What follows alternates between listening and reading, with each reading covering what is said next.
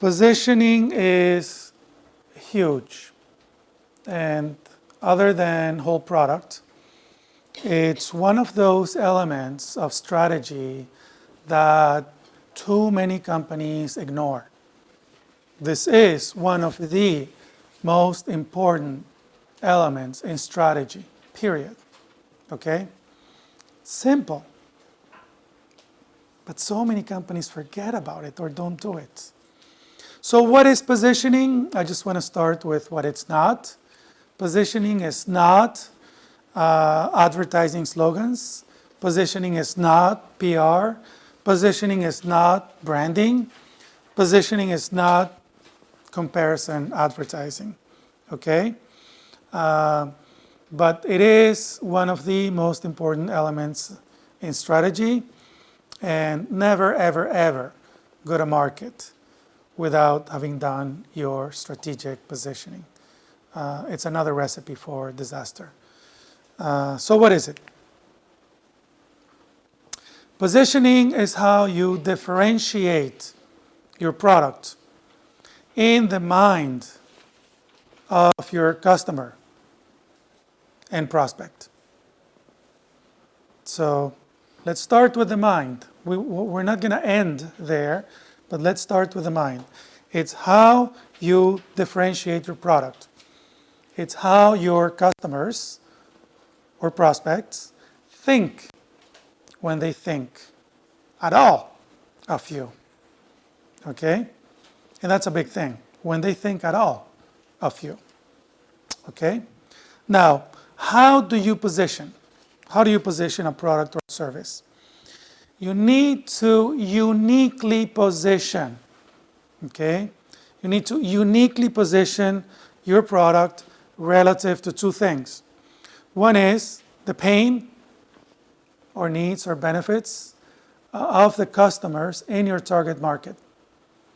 So we need to find the target market. We're going to do that next week. And the competition.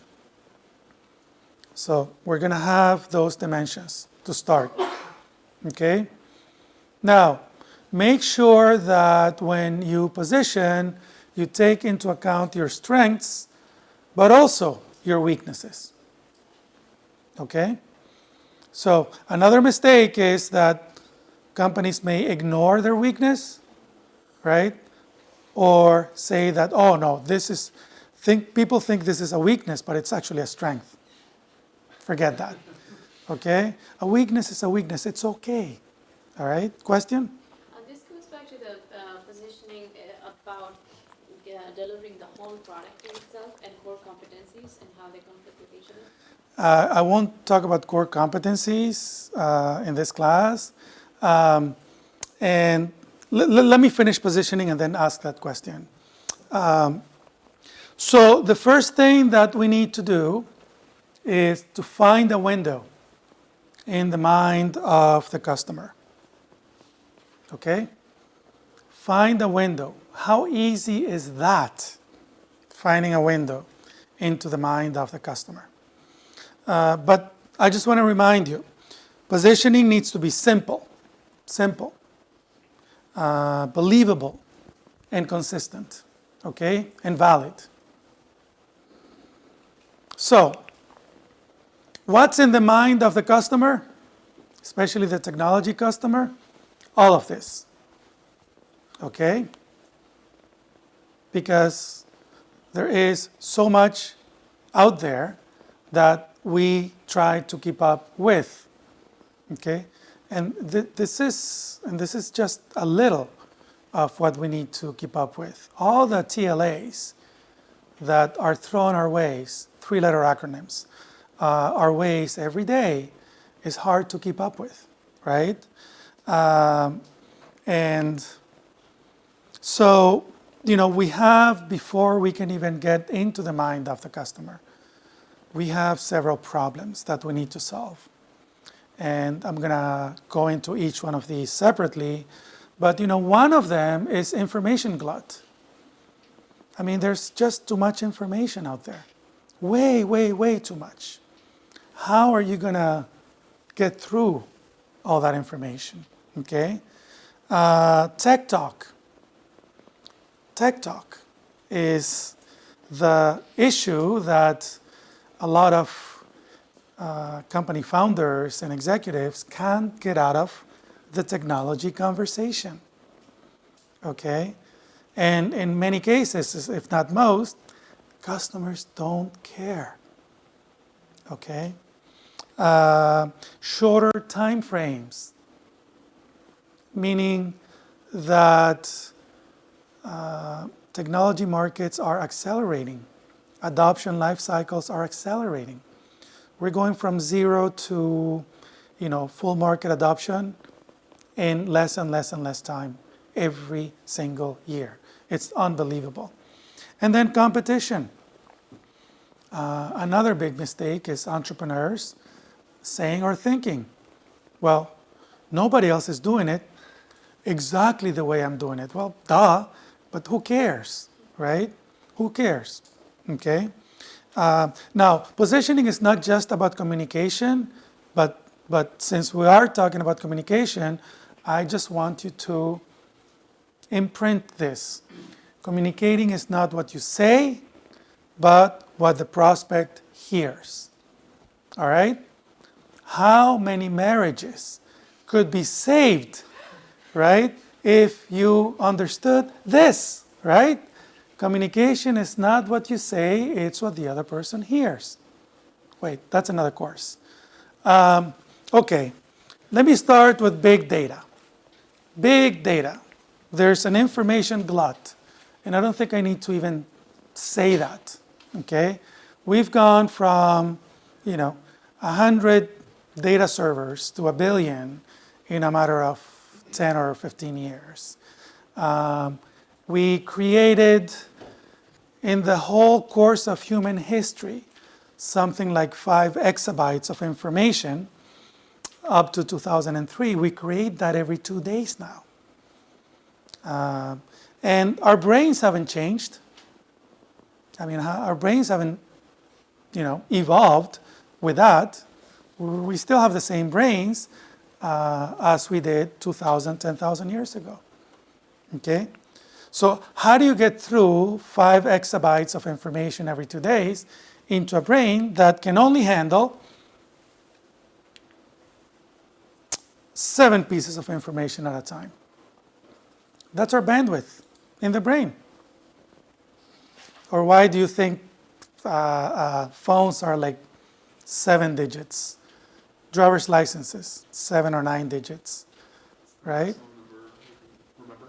Yeah, it's the maximum number that most of us can handle, right? At a time. Not sequentially, but at a time, right? And in fact, there's research to point to smaller bandwidth than 7, right? So how do you get through the 5 exabytes every 2 days to get into this 7-digit bandwidth, right? So that's one problem. The other problem is tech talk.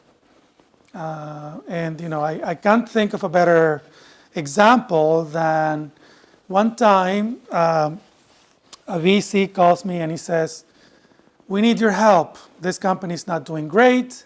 Come in and help. I'm like, okay, I'm gonna go help. Sit down in front of the CEO. First question I ask, what does your company do? This is verbatim, his answer. How much time do you have?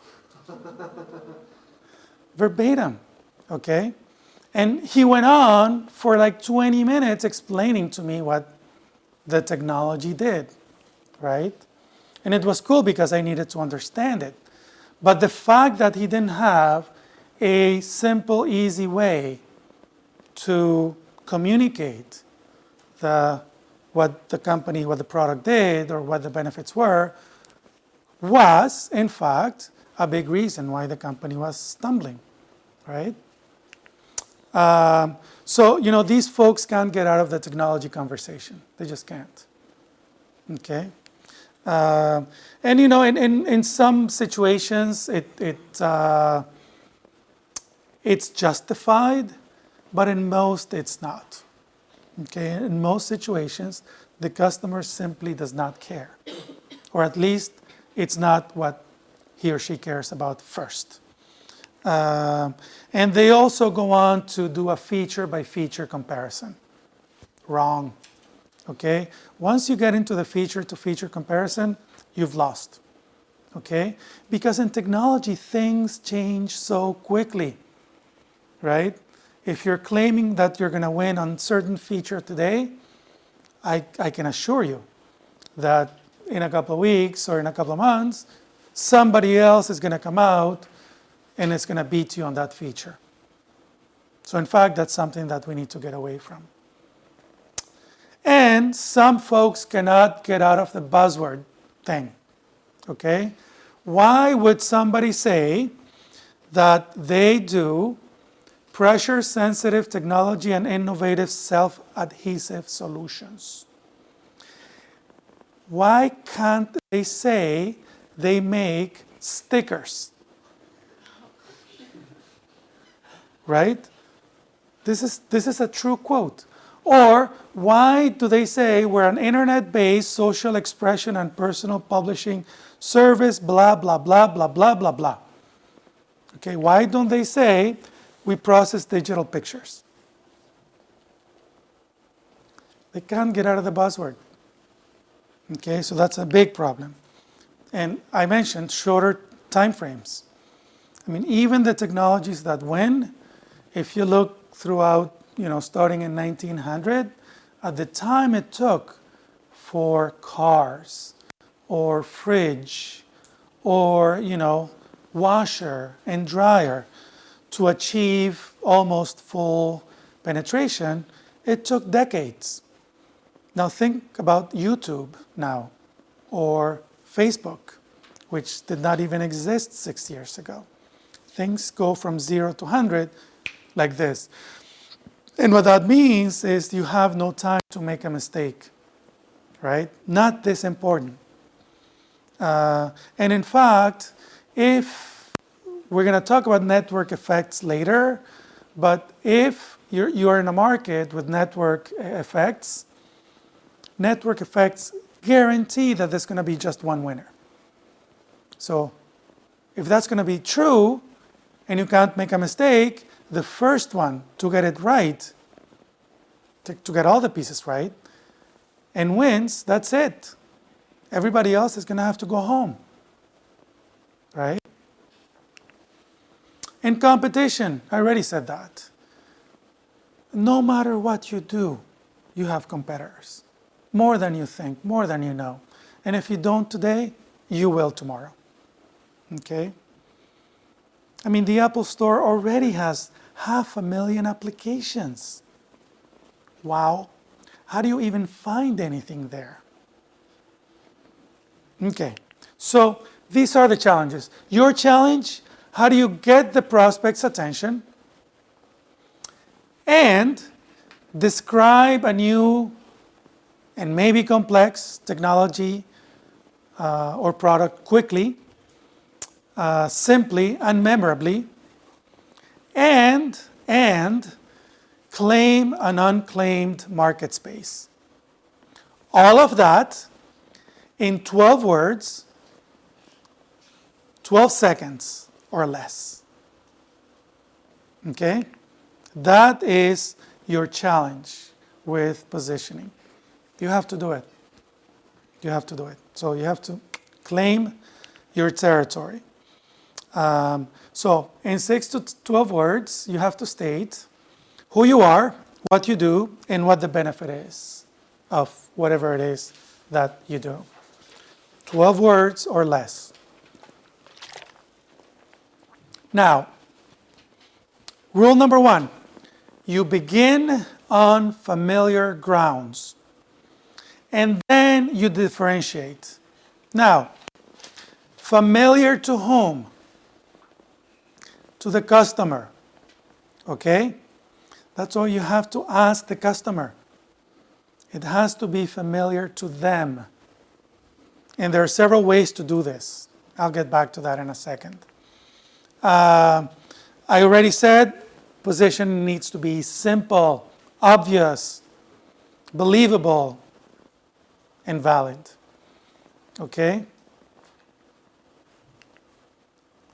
So, How do you position? One, you position relative to established technologies, products, or processes. You do that in the early market. So we're going to see the adoption life cycle later, but in the early market, if there's no leader, okay, if there's no established leader, everyone is still competing for a number one, then you don't position relative to the competitors. You position relative to established technologies, okay, because that's what the customer or prospect knows. Okay, so examples. I don't know. I have this example of electricity. So how would Edison have positioned electricity 100+ years ago? Anyone? Lanterns. Hmm? Lanterns.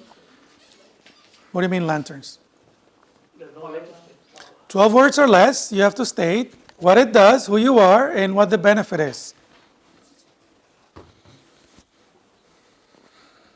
Begin on familiar grounds. Okay? It's a clean alternative to, What is? electricity is a clean alternative to burning firewood in your home. Electricity is a clean alternative to burning firewood in your home. Very good. And why should I care? I mean, you know, my father burned firewood, and his father and their mother, and, you know, for 2,000 generations, back to Perpignan, used to, you know, do firewood. You know, why shouldn't I? Quicker, efficient. Huh? Quicker, efficient. Electricity is? Yes, Chris? So the electricity powers the home in the flick of the switch. Electricity, what is a switch? Spend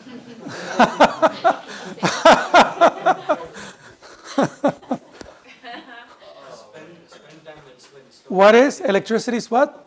spending time elsewhere instead of burning the wood and What is the product? electricity. Okay, electricity is? Electricity, it gives light or something. So instead of they burning wood, they can spend the time elsewhere. Firewood gives light. Why should I care? But no need to get firewood every time. No need to replace. I have firewood every time, all the time. It's cheap. I just walked out to the street and get it. It's cheap. Right?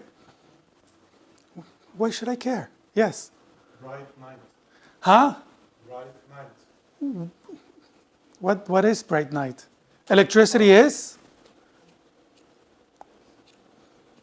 Brightness. So, firewood does, coal does, right? It's electricity, you can use it immediately, Yes? wherever you want. Yes? You cannot use it everywhere. Just like firewood, I can use it, you know, at will, all the time. If not, candles. I have alternative energy. Candles. Cheaper. Cheaper than what? Firewood, I just go out to the corner, chop off the tree, and it's been done for generations. It'll make your life, Come on, people, come on. it'll make your life better, right? Come on. It's like GE. Sounds like GE. We make good things for life. What does that mean? It's like Cisco's Why do I care? It's effortless. You don't need to do anything. You don't need to cut the wood, go and buy the wood. You just have electricity at home immediately. Is that the case? Well, I tell you, Burn anything. I read in the newspaper that my cousin's uncle's friend got killed by this electricity thing. Right? I think they call it electrocuted. Not only that, right? They had to pay $5,000 for this thing. They had to rip out their whole house for this electricity thing. Right? It's too expensive. For what? Right? Differentiate, like you differentiate. Electricity is what? It differentiates with firewood. Like basically, you can say that it's like if on a rainy day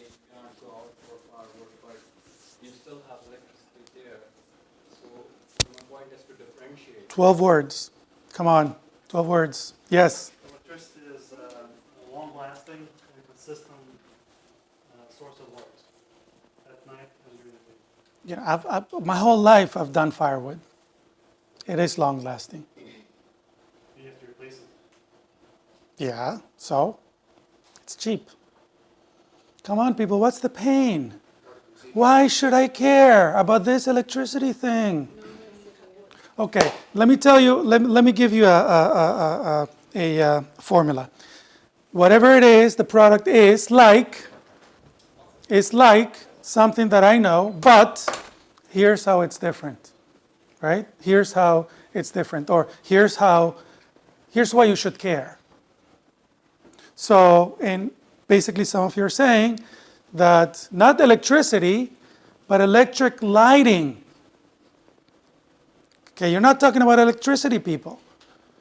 Notice that we went from electricity, which is a basic horizontal technology, to an application of electricity, meaning lighting.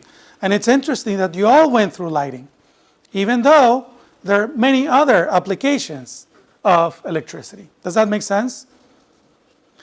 Going to an application does make sense. Okay?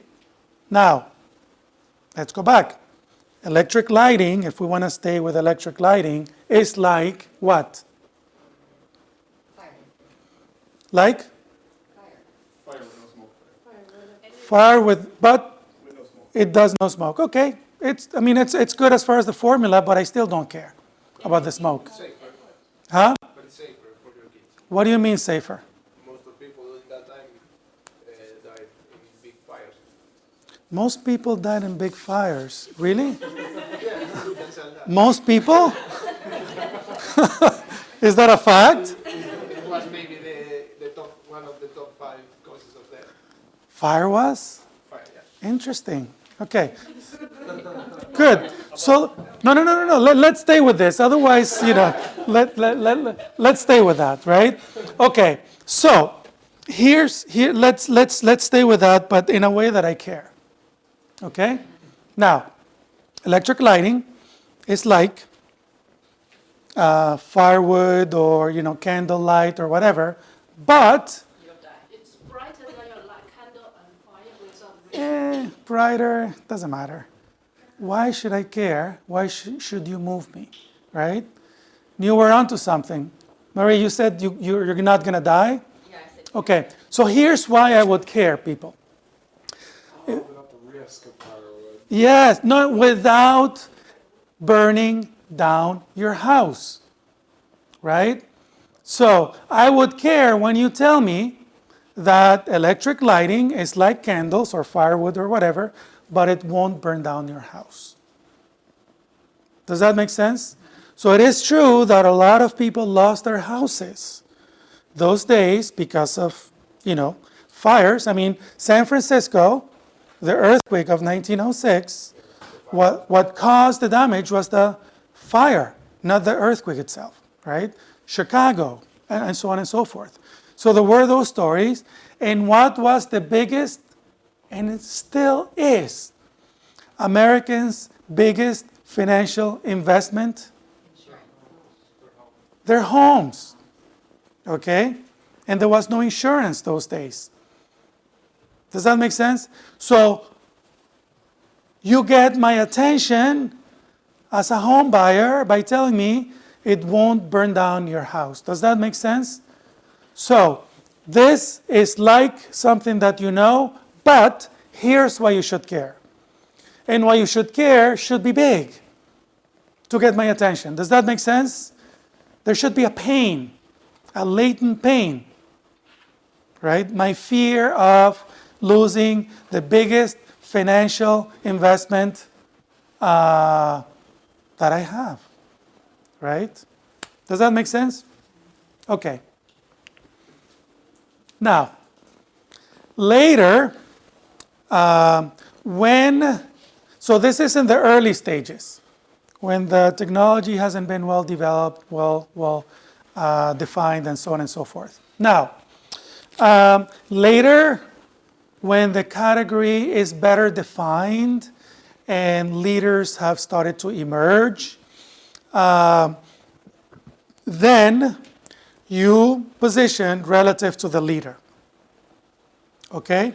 So you're like the leader, but here's how you're different. Now, huge, huge, huge caveat. Don't ever, ever, ever say you're better. Better is meaningless. The market already decided on number one. And for positioning purposes, better is meaningless. Okay?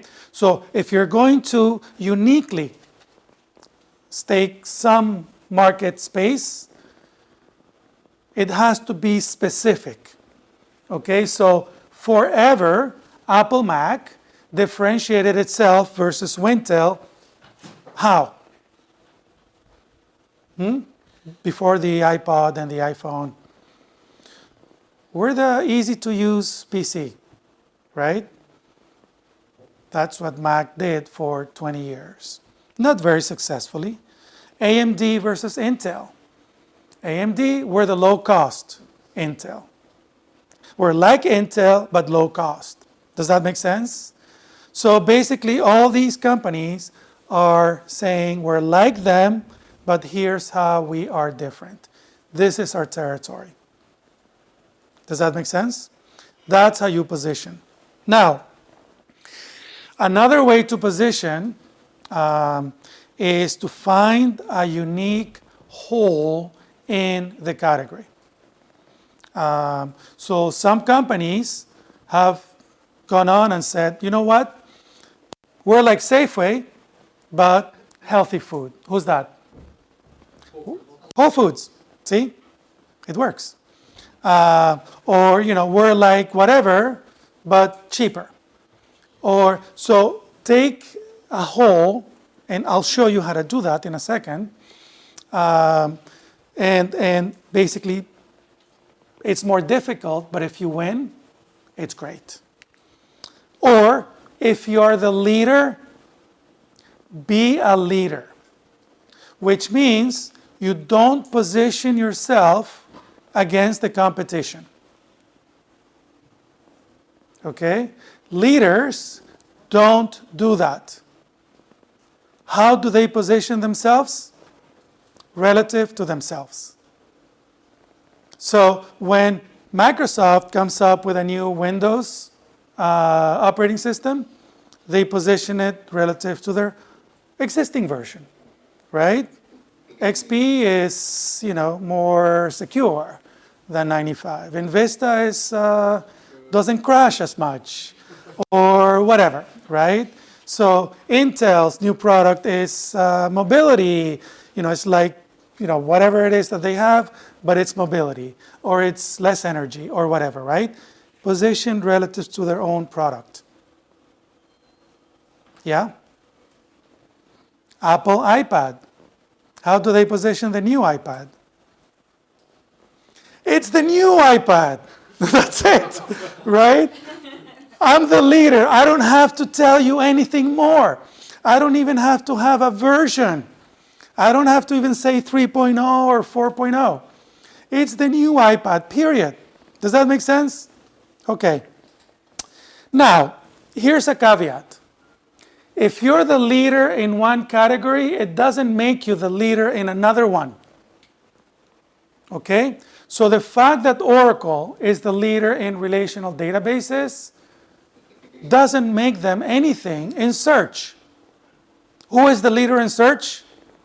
Google, right? So if Oracle comes up with a new product in search, they have to position themselves relative to Google. And this is how they do it. This is what Google does, public data, and what we do is private data. That's it. We're like Google for private data. See how they do it? Like Google for private data. No need for more explanations.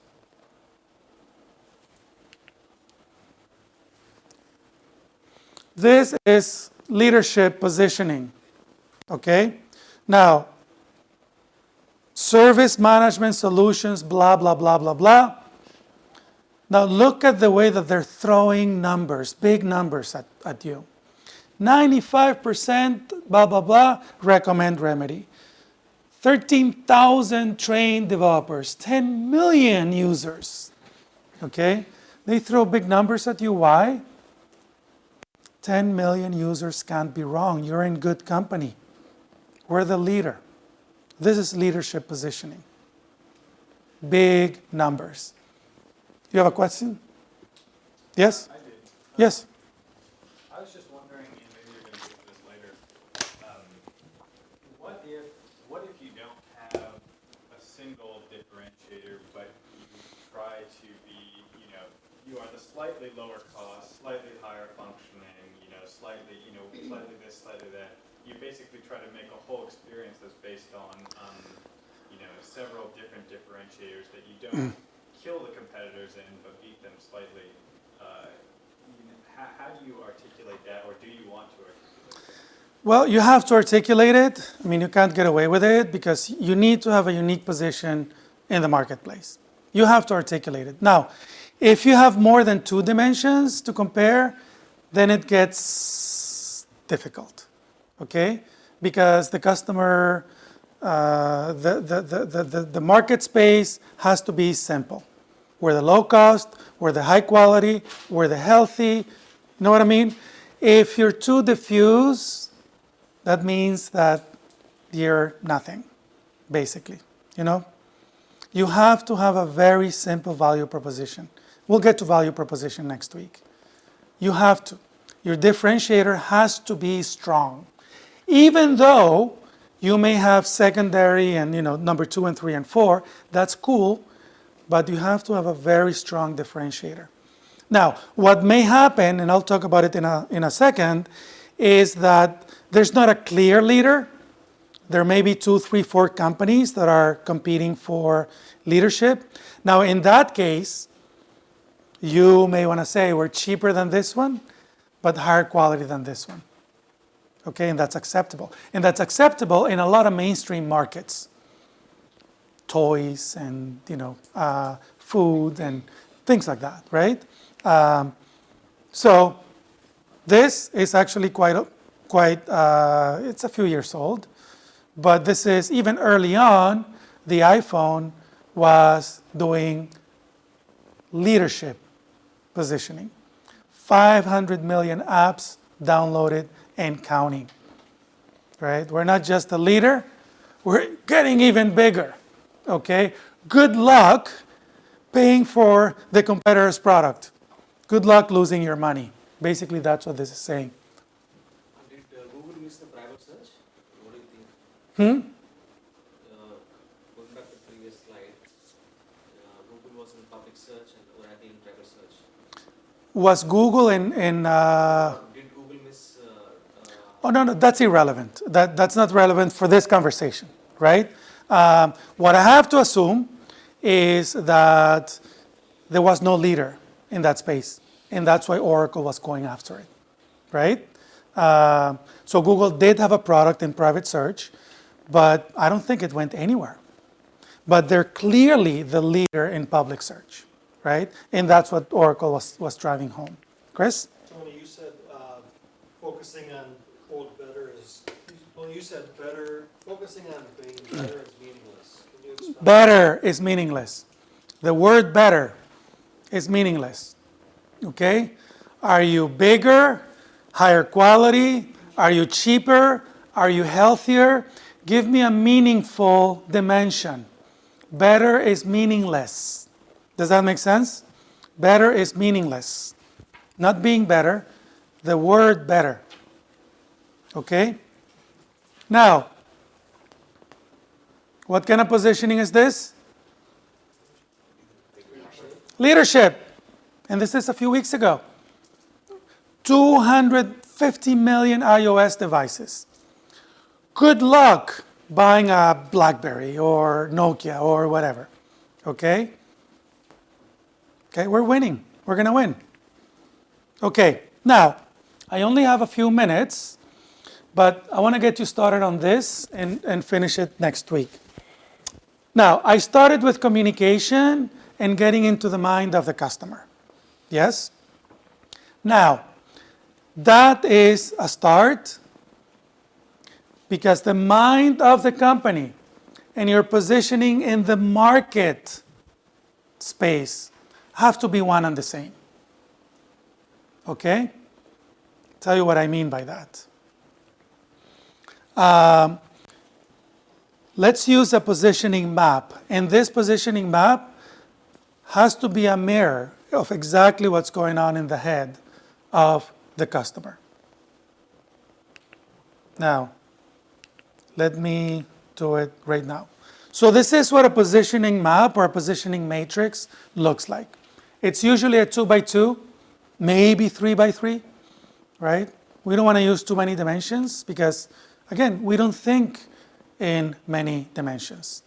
So this is business management software, positioning circa 2000, year 2000. So we had, target market, small company, high. Accounting, tax billing, and whatnot. We had Intel doing the $200 thing. And we had in the upper right quadrant. Now, upper right doesn't mean better. It means just a different market space. Okay? So we had the companies that did everything. CRM, Salesforce, ERP, HR, financial, and cost millions. Oracle, SAP, and so on. And we had the companies like Intel, QuickBooks, that did a little bit and cost $200. This is a way to map the market, okay? I'm not saying it's the only one, but it's a way to market. And these are meaningful dimensions. Now, if you're going to get into the market, then you have to stake some sort of position somewhere in this 2x2. Now, this is brain dead, of course. You don't want a product that is expensive and has a couple of features. And, do you want a product that has everything but doesn't cost much? Yeah, if you can get away with it, right? But notice, and I can't believe that a lot of people did not notice this, that you go from $200 to $1 million. Okay? I had that problem, right? When I had a startup company and around that time, basically we outgrew QuickBooks. And the next step was to pay $500,000 for this. And I was like, how do you go from $200 to $500,000, right? So we kept, managing our company with QuickBooks. I'm like, no, $500,000? I don't think so, right? And then a company called Netsuite said, you know what? There's a huge open space in between, right? This is finding a hole, right? You go from the 2x2 to the 3x3. Okay, we're somewhere in between, or at least back then. If you outgrew QuickBooks, but you're still not ready for the $1 million purchase, there's us, NetSuite. Does that make sense? That is staking basically here. The market space is mine. And even to this day, Salesforce also went after that. Somewhere in between. For the folks who outgrew QuickBooks but were not ready for SAP and Oracle. Does this make sense? Okay, so I'll complete it. I'll wrap it up next week.